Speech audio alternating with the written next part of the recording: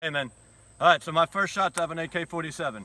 Now, if you watch the channel at all, you know that I have a reputation for for hating the AK-47. That's not entirely true.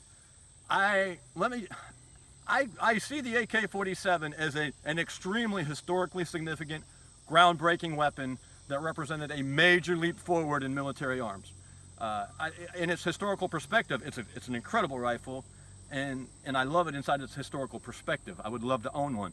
Uh, the problem is I get mad when people take it out of its historical perspective, and in the modern day and age, blow it way out of proportion and say it's the greatest rifle ever, and there's never been a better battle rifle, and they ascribe to it properties that should only be ascribed to James Bond on a laser-powered satellite. I mean, this thing can fire from space and destroy buildings with one bullet, and you can drop it in a volcano, pull it out, and it'll fire. It's just crazy stuff they ascribe to this thing. It never stops firing. It lasts forever. There's so many different AK variants and AKMs that it's hard to put a single, paint all of them with one broad brush. People talk about how they're inaccurate, and then the fanboys will come out and scream no, and they'll show Reed Hendricks shooting things at 400 yards. Reed Hendricks could shoot 400 yards with a spoon. Because Reed Hendricks can do it doesn't mean there's anything special about the rifle. But they're not as inaccurate as they're claimed. People talk about their longevity and their reliability, and they blow that way out of proportion. In-range TV has done a couple of mud tests and then what they call sand tests. And the AK-47 did better than everything else in the mud test, except the AR-15. The AR-15 blew it away in that mud test. They couldn't get the sand test to show any difference between the two. The AK-47's reputation for reliability is overstated. That being said, if your arms get tired, tell me and we'll take a break. That being said, when I was in the Marine Corps, I never shot it. I'm about to shoot the AK-47 for the first time, but I was in a class where they were familiarizing us with it, just telling us about it.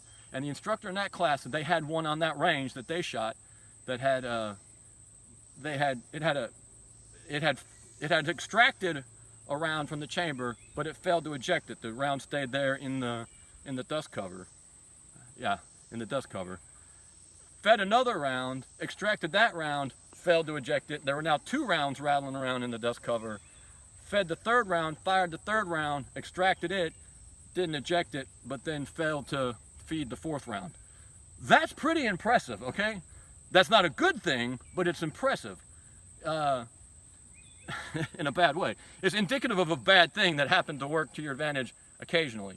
I hear in-range TV, and Carl, I think especially, who says the AK-47 is the bare minimum. That's like the base standard of what can be accepted as a modern tactical weapon. If you keep the AK-47 inside its context, it's an amazing weapon, an interesting weapon, a groundbreaking weapon, a historical weapon. Where I get angry is those guys who today say, "Oh, that's my go-to weapon. It's my first one." Well, here in America, that should not be, the AK should not be your go-to weapon. If it's anything other than an AR-15, I think you're making your go-to-war weapon, your first weapon, not your. I'm not saying don't own one. I'm saying they're not fun. I'm not saying they're not useful. I'm not saying don't compete with them. I'm saying your defend your faith, family, freedoms weapon. In America, there's no reason why that's not the AR-15. The AR-15, I'm sorry, get ready, here it comes. Now you can get all mad at me, tell me how stupid I am. The AR-15 is superior in almost every way. And I'll show you a little bit why I think here in a minute. Well, of course, you should see my cameraman. He just disagreed with me in a very graphic way. Now, me saying all that, I've already told you I've never shot this damn thing before. I'm about to shoot it for the first time. So I may come away a new man. I may believe something completely different here in just a second. And if I do, I will admit it. I don't think I'm going to. But there we go. I tell you, let's just get to it. All right, so we got a treat today. We've got a real treat today. 2 real treats. First off, we've got the Arsenal. I just learned about this today, reading about it. It's the Arsenal SAM-7FS. I didn't put your rail back on there. We gotta remember to grab that. SAM-7SF, yes. When I was researching this today, I read things that was saying it was the best AK-47 variant ever made. And for $1,500, it should be. It is. But right off the bat, let me tell you, it busted my preconceptions. This thing is not rattly. What you're hearing right there is the swing swivel. It's not. It doesn't feel like junk. It doesn't feel like poorly put together rifle with bad manufacturing tolerances. It also doesn't feel as heavy as I've read they are. I believe, I should have checked this before I came up here, I'm sorry. Is it that they're a 10-pound rifle with a 2-pound magazine for a 12-pound package? I don't remember, but you know, they're significantly heavier than a 7-pound AR-15. I don't feel that weight as much as I was expecting. Now it's unloaded. I haven't put a magazine in it yet, so when I put a magazine in, I might completely change all of my assumptions here, or perceptions, I'm sorry. I love this folding stock. It's really cool. It took me a minute to figure out what this was for. It wasn't until I folded the stock that it made sense to me. This one has a ambidextrous safety, which should take away a lot of the complaints about the AK, because now you don't have to reach all the way around to hit the safety over here. It is really, really stiff. I don't know if that's just because this is a new weapon, but this one, I don't think you could really, you can't work it with your thumb. You know, maybe if it was on safe and you wanted to, yeah, it's on safe and you want to fire, yeah, you can do that, but you can't go the other way around. I can't safe it from fire. Now, like I said, this is brand new. It may need to break in. This release button for the stock is also really, really stiff, and I can't really push that. I got to tap on it. I did take it apart. It took apart really easy, and like I said, didn't rattle, didn't do any. It didn't reaffirm any of my convictions at this point. We're going to go ears on now. I have not practiced this at all. This is the first time I've ever inserted a magazine into an AK-47. I don't know if you have to tap them like you do the ARs. I do know it's supposed to be a rock-in design. Oh. I like the rock. This doesn't feel very, oh, there we go. This doesn't feel very rocking. One of the other, well, that's not too difficult. I've heard that it's a pain in the neck to eject the magazine, but that didn't seem too bad. But boy, getting it in is giving me a fits. There we go. All right, I guess you just got to perfect that rock in. You got to get that lip in there. All right, there we go. I'm on board. That's not awful. It's not as easy as just a straight insert on the AR, but there you go. Okay. The other thing I always read about them is that, you know, you got to reach across. It's really hard to charge them. Do we need to get those for you? It's really hard to charge them, you know, keeping your hand on the, because there's no magazine release, there's no bolt release, excuse me. It's difficult to, you know, reload, hit the bolt home. You've got to come back. Come back. I don't even see how that works. Oh, jackass. There we go. Sorry, I had the safety on. Well, that makes no sense. You can't charge the damn thing with the safety on? Oh, come on. That means you've got... See, now it's reaffirming my... All right, so you charge it, then you put it back on safe, and you put that dust cover up. I don't know, that seems like a major design flaw. Here we go. First round out of an AK-47.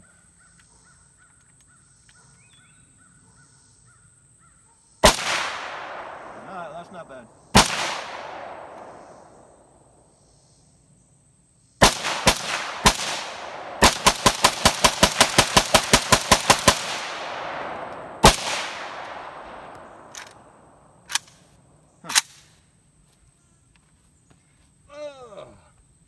Okay, so there's a few things. First off, for some reason it threw some gas or something right back in my eye real quick. I don't know if maybe it was my own sweat getting blown back or something. It didn't happen again, so I think maybe it was my sweat. Okay, full disclosure. I am slightly more sympathetic to this weapon than I was. Now, remember, this is said to be the best one there is. This is a milled receiver. It's Bulgarian. It's new manufacture. They did a lot of work to get the dust cover work right. Did I? No, I did not. Okay. So we're dealing with the best possible scenario for an AKM, an AK variant. And it's okay. It's better than I expected. I've got an old target over there. We're at 50 yards. I'm going to see what I can do with whatever we got left to put a group out there. But this hasn't been zeroed, so again, not fair. See if I can do this right this time. All right, we're on fire, which seems stupid. All right, here we go. Ears on.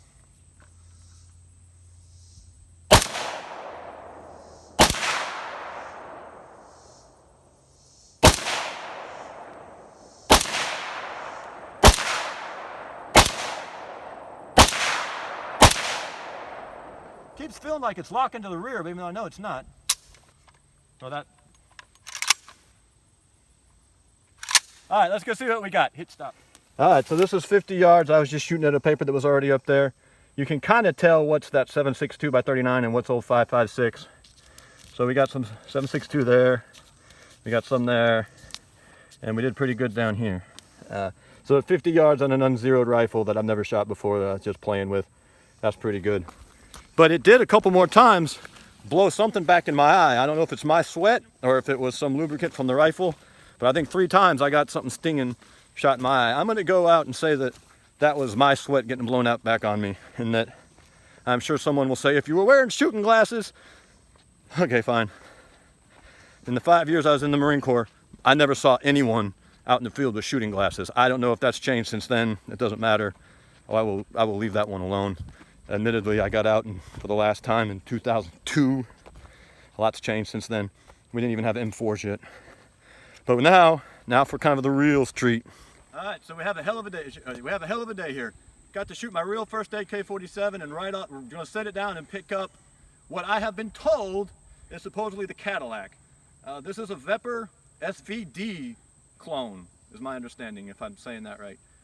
It shoots the 7.62 by 54R, which is the old round that was in the Mosin the Gant.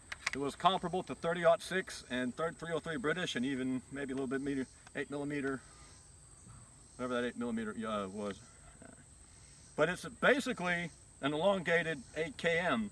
This is really light. It's no heavier than that AK was. I'm interested to see what this feels like. But here we go. I think the SVD was used for sniper duties or designated marksman duties more.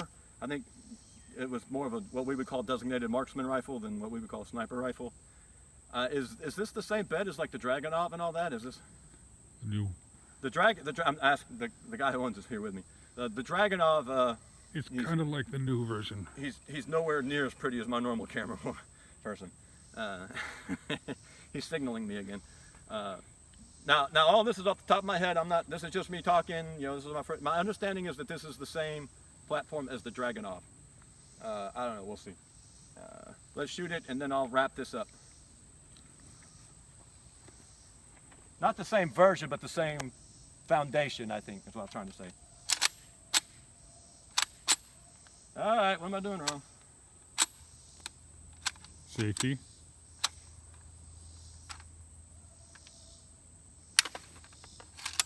Here's one of my complaints with this platform. When there is a problem, it's really difficult to deal with. You know, on an AR, I would have locked that bolt to the rear and not had any problem. Now I had a magazine with a round sticking up, and I was having a hard time getting the mag out. Let me try that again. I wonder if I just didn't have it in there enough or what.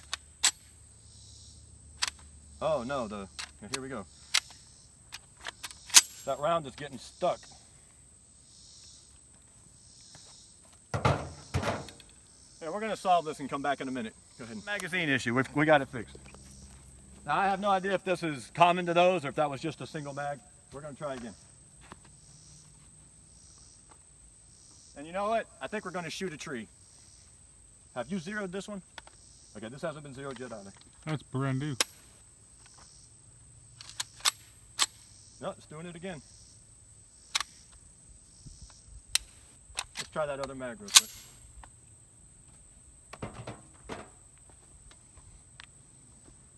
Fire.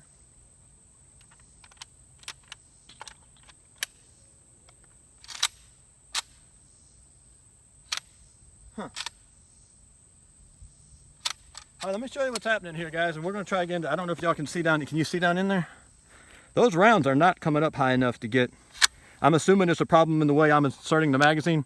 We're going to hold off and figure this out and come back. All right, so it looks like we maybe had some magazine problems. We had 2 magazines that wouldn't let the rounds rise high enough. It looked like they're pinching them a little bit in the middle. We got a third magazine that appears to be working, so we're going to try this. This is a Vepr from somewhere in Russia. It's called the Molto Orbuze Limited Vyazk, Polanani, Russia. It's a WPA, Vepr. I don't know. You know, normally for me to say all that, it had to have been a really good looking woman. Let's see what we got. We're going to shoot that tree if this is at all.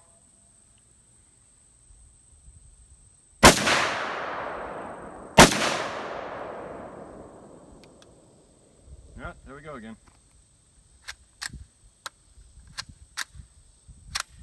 Huh. The other ones were not letting the round up high enough. This one looks like it is, but let's go again.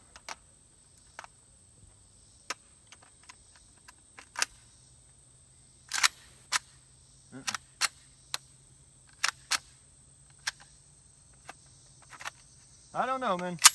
I'm tempted to keep trying. We'll try one more time. I don't see what the problem could be. But then again, I'm an idiot with this platform. All right. It's not me riding the bolt. I'm not sure why it's getting stuck. All right, we're not going to bore you guys anymore. So let's do some conclusions here. What do I think? Well, as anything, familiarity, normally familiarity breeds contempt. This time it does not. These are brand new high-end rifles. Whatever's going on with this one, I think is magazine related. I'm not sure what it is. It's an expensive weapon. It's brand new. I think we took the very first shots out of it. I think we busted the cherry on this one. We'll go see if we made any hits, but I don't think we made any hits. It's not zeroed or anything. Again, I was expecting it to kick way more than it did. This is clearly a well-tuned rifle. You know, I didn't feel like there was any excessive recoil, no slopping around. I hate the sights, straight up hate the sights. This little notch here is just not enough to get a, I guess maybe me being used to peep sights now, this little notch is not intuitive for me to find. The trigger is way better than I would have expected. But again, I'm not sure how much this one cost. I won't ask him on camera. That was a $1,600 rifle. He got a good deal on it. But still, we're talking about a high-end rifle. If you dump $1,600 on an AR, what are you walking away with? Not to say that you shouldn't own one of these, but it's not your go-to rifle. It's not your faith, family, freedoms rifle.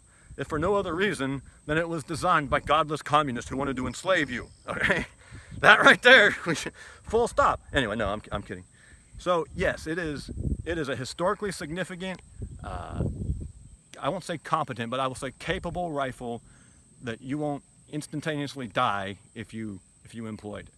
I think I will say this: if I couldn't use an AR-15, I can't figure out why I wouldn't use one of these. I can't think of any other rifle that I've shot that's substantially better, so much substantially better that it would disqualify. I've never shot a G3. Those kind of insult me a little bit, though. There's some things I don't like about them. You know, I know there's some interesting things out there, the FAMAS, and whatnot, but I don't know why you wouldn't get a Galil if you couldn't have an AR-15. My understanding is the Galil's a great little. So, do I despise the AK-47? Absolutely not. I do despise the fanboys. The fanboys drive me crazy. I was this way about the 1911 too. Back in the 80s, when if you did not have a 1911, I was a kid. This is the stuff I remember. But if you did not have a 1911, Saint Jeff Cooper was going to come to your house and he was going to slit your throat in the middle of the night for being a heretic. He was going to, I should have said Father Jeff Cooper was going to come and put you in the Inquisition because you were inadequately armed. You were not American. God forbid you were using a Wonder 9. They called them. It was a derogatory term. It was not meant to be a compliment. These are wonderful guns. No, those are Wonder 9s. You think they're wonderful when they're not. Where was I going with all that? Oh, I hate the hype. So when there's hype about anything, I'm just like,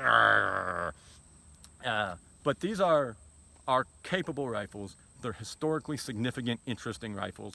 I would love to have a couple in my safe. I'd love to have a safe that I could have a couple in. And we really appreciate the viewer who let us use these. And we hope to be able to get them to let us borrow them again in the future a little bit. I'd love to do a little side-by-side with the Mini 30. I'd love to do some side-by-sides with my AR. Someone's laughing right now. Your AR doesn't work. Yes, it does. Shut up. I've got some funny ideas in mind I'd love to do with these. Someone a long time ago, Mark, sent us a bunch of tannerite, and I haven't got a chance to use it yet because I want an AK-47 to do it with. And hopefully we'll be able to maybe get that done in the future. So anyway, we appreciate you, men. Thank you.